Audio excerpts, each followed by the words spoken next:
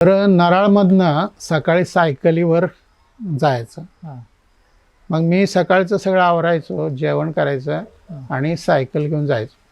ती सायकल पण अशी मजेशीर होती की जुनी झाली होती सायकल आणि खडखड वाजायचे आणि तिचे टायर आणि ट्यूब जुने झालेले ते सतत पंक्चर व्हायचे.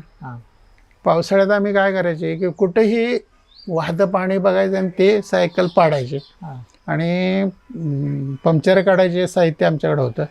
ते काढायचं ट्यूब त्याला चिटकावायचं ते आणि पुन्हा हवा मारून न्यायचं. हा पंप होता, हवा मारायचा नाही. अशी ती सायकल एक 10 किलोमीटर ते अंतर होतं साधारण.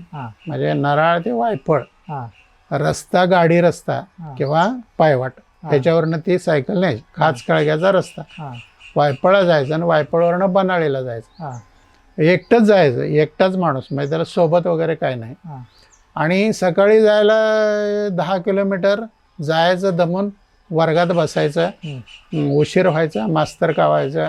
पुन्हा 5 वाजले की शाळा सुटायच्या अगोदरच निघायचं, कारण अंधार व्हायचा. विशेषतः दिवाळीच्या वेळेला वगैरे तर चांगलाच अंधार व्हायचा, म्हणजे घरी येईपर्यंत. आणि त्या हुलीगडाच्या साईडनं तर रस्ता असल्यामुळे तिथं भीती वाटायची.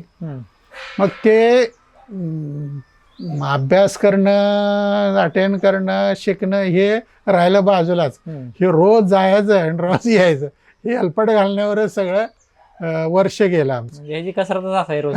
शनिवारी तर जाणं शक्यच नव्हतं. शनिवारी 7:30ला शाळा सुरू व्हायची. 7:30ला जाऊ शकत नव्हतं, त्यामुळे शनिवारी जायचंच नाही. तर असं करून 1 वर्ष आम्ही येऊन जाऊन बनाळी केली, शिक्षण घेतलं आणि पुन्हा तिथनं दाखला काढला आणि जतला गेलो. सोबतीला कुठलं कोण, गावातली 1-2 पोरं होती, पण त्यांचे रस्ते वेगळे होते आणि माझा रस्ता वेगळा होता. अच्छा. म्हणजे ते हुलीगडाच्या पलीकडच्या बाजूला होते आणि आम्ही हुलीगडाच्या दक्षिणेला होतो. मग आम्ही वायपळपासून फुटायचं आणि एकत्र यायला काय त्यावेळेला साधन नव्हते ना. एकदा वायपळपासून 2-3 मुलं होती तशी, नाही असं नाही, पण मेळ लागायचा नाही त्यांचा. मग आपलं एकटंच जायचं आणि एकटंच यायचं.